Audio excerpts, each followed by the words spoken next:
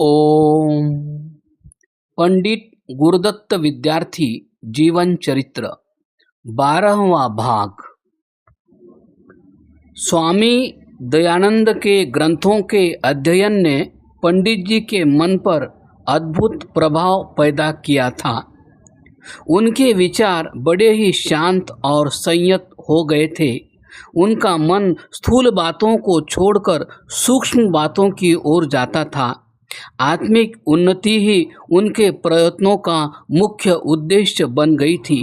वे कोई भी ऐसी बात नहीं करते थे जो प्रत्यक्ष या परोक्ष रीति से उस उद्देश्य की ओर ले जाने वाली न हो। एक प्रकार से वे गृहस्थ साधु थे। वे दुनिया का कामकाज करते हुए भी जल में कमल की तरह दुनिया से अलग थे। कहते हैं 2-1 बार उन्होंने वानप्रस्थ हो जाने की अभिलाषा प्रकट की थी ताकि वे निर्विघ्नता पूर्वक अपनी उद्देश्य सिद्धि में लग सकें, लेकिन अपने परिवार के विचार ने उन्हें ऐसा करने नहीं दिया। अनेक मनुष्य उनके आश्रित थे जो उनकी सहायता के बिना या तो भूखे मरने लगते या उनकी बहुत ही दुर्दशा हो जाती, और वे इस बात का भली भांति अनुभव करते थे, इसलिए वे वन में नहीं गए। अप्रैल 1889 में डॉक्टर ओमन के छुट्टी से वापस आ जाने पर वे गवर्नमेंट कॉलेज की प्रोफेसर से अलग हो गए। पंडित गुरुदत्त यद्यपि विपुल वेतन पाते थे, पर उनके पास कुछ भी रुपया संचित न था, क्योंकि परिवार की आवश्यकताओं को पूरा करने के बाद जो धन उनके पास बच रहता था वह सब वे दीन दुखियों को बांट दिया करते थे। अपने आश्रित लोगों का पालन पोषण करने के लिए जरूरी था कि वे कुछ काम करें। कई सज्जनों ने उन्हें यह सलाह दी कि आप शिक्षा विभाग के डायरेक्टर से मिलकर किसी आसामी के लिए प्रार्थना करें, पर उन्होंने ऐसा करना पसंद नहीं किया, क्योंकि उनका उद्देश्य यथासंभव उस व्यवसाय से अलग रहना था जो कि आत्मिक उन्नति में सहायता नहीं देता, और इसमें उनकी सेवा उस व्यवसाय के जो उन्हें अच्छी मासिक आय देने के अतिरिक्त उनके आध्यात्मिक ज्ञान को भी बढ़ाने वाला हो, और कौन सहायता कर सकता था। यह दुष्प्राप्य संयोग केवल किसी धार्मिक पत्र के संपादन में ही मिल सकता था।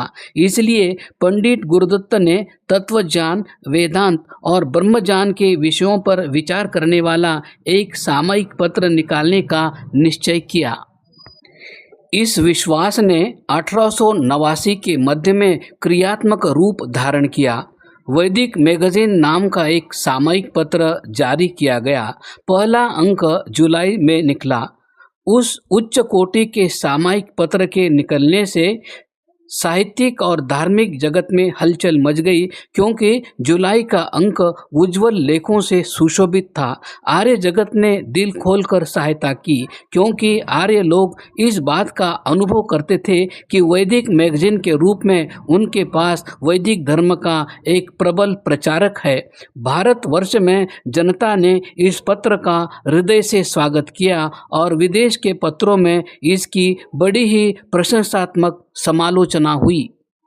धार्मिक सुधार और पुनरुद्धार के लिए वैदिक मैगजीन एक भारी यत्न था। इस पत्र का उद्देश्य वैदिक साहित्य के विविध भागों का अनुवाद, सार, समालोचना और विवेचना करके वेदों में बढ़ती हुई दिलचस्पी को पूरा करना, वैदिक तत्वज्ञान की आंतरिक सच्चाइयों को, जो कि जड़वाद के इस युग के लिए इतनी जरूरी है, प्रकट करना, संसार के सांप्रदायिक या पंथाई पर करुणाहीन धर्मों के मुकाबले में वेदों का परोपकारी और सदय धर्म पेश करना, अविद्याजन्य पुराने मूढ़ विश्वासों पर कुल्हाड़ी चलाना, कालानुवर्ती और लोकप्रिय नीतियों के विपरीत सच्चे सुधार के नियमों की शिक्षा देना, विवादात्मक लेख और आलोचनाएं प्रकाशित करके वेदों की पवित्र और सरल सच्चाइयों को ताज़ा रखना, स्वार्थ पर कपटी पुरोहितों, पांडित्यदर्शी भाषा तत्वविदों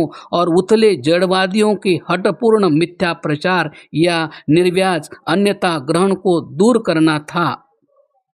इस कार्य के परिमाण की कल्पना सुगमता से हो सकती है। जब तक मनुष्य वैदिक साहित्य का अच्छा पंडित और समकालीन विचारों का पूर्ण ज्ञाता न हो, उसे इस कार्य में सफलता नहीं हो सकती। उसके लिए समस्त संसार के, विशेषतः भारत मंडल के सभी धर्मों का ज्ञान रखना परम आवश्यक है।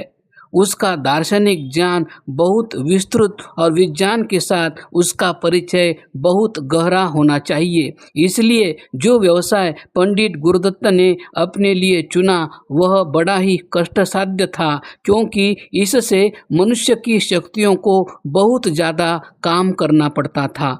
इससे संबंध रखने वाले विविध कर्तव्यों को संतोषजनक रीति से केवल वे आप ही पूरा कर सकते थे। समाज में कोई ऐसा मनुष्य न था जो इसमें कोई प्रकृत सहायता दे सकता।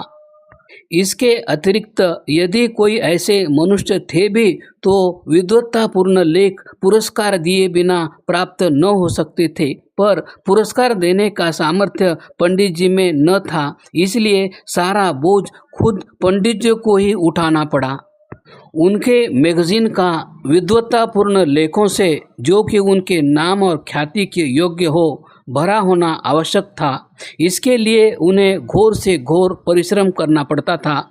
लाला लाजपत राय लिखते हैं कि उन्होंने प्रोफेसर मैक्समुलर के सारे ग्रंथ, न्याय, मीमांसा, वैशेषिक, योग, निरुक्त, स्वामी दयानंद का वेदभाष्य, पतंजलि का महाभाष्य, मनुस्मृति और अन्य अनेक ग्रंथ जिनकी गिनती करना कठिन है, पढ़ डाले थे। इतने ग्रंथों के अध्ययन के लिए उनके शरीर को इतना भारी आयास करना पड़ा जितना कि वह उठा न सकता था।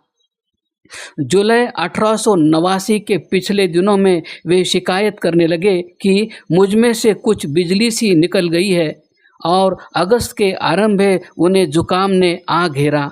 जुकाम के साथ शीघ्र ही बाद खांसी और ज्वर हो गए, और इनको रोकने का भारी प्रयत्न करने पर भी सितंबर तक इनकी तीव्रता प्रतिदिन बढ़ती ही गई। अंततः उन्हें पहाड़ों पर ले जाना पड़ा।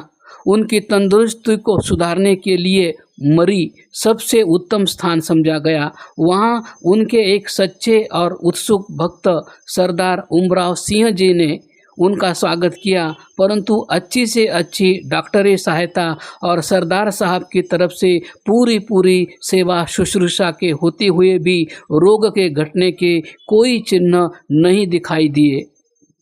उनका शरीर जो असाधारणतः बलवान था, वहाँ थोड़े दिन ठहरने से ही अत्यंत दुबला हो गया। पेशावर समाज का वार्षिक उत्सव उन दिनों होने वाला था। उन्होंने उसमें सम्मिलित होने का निश्चय कर लिया। वे इतने लंबे सफ़र का कष्ट नहीं उठा सकते थे, पर जब एक बार उन्होंने निश्चय कर लिया तो फिर उन्हें उसे कार्य में परिणत करने से रोकना कठिन था। मित्रों के बार बार रोकने पर भी वे पेशावर चले गए। वहां जाकर वे केवल दर्शक ही नहीं बने रहे, प्रत्युत उन्होंने उत्सव में क्रियात्मक भाग लिया। उनका वेदों पर व्याख्यान उत्सव के सभी व्याख्यानों से अच्छा था। यह भाषण उन्होंने भी अपनी पूरी शक्ति के साथ किया। इस भारी आयास का परिणाम यह हुआ कि रोग की तीव्रता दुगुनी हो गई, और लाहौर पहुंचने के जल्दी ही बाद वे सर्वथा खाट से लग गए। काम करने की सारी शक्ति शरीर से जाती रही। सारा अक्टूबर रोग की तीव्रता बढ़ती ही गई, लेकिन अक्टूबर के अंत में आराम के कुछ चिन्ह दिखाई देने लगे। पंडित जी खुद भी निरोग होने की आशा करने लगे। उस समय उन्हें पूर्ण विश्राम करना चाहिए था या नहीं, वे निचले न बैठ सकते थे। उन्होंने DAV कॉलेज की प्रबंधकर्त्री समिति में खूब भाग लिया। कल्पना कीजिए कि एक मनुष्य लगातार कष्ट और रोग से हड्डियों का केवल ढांचा रह गया है, और फिर भी सार्वजनिक हित के वाद प्रतिवाद में बिना किसी विवेक के भाग ले रहा है। पंडित गुरुदत्त का यह चिराभ्यस्त दोष था।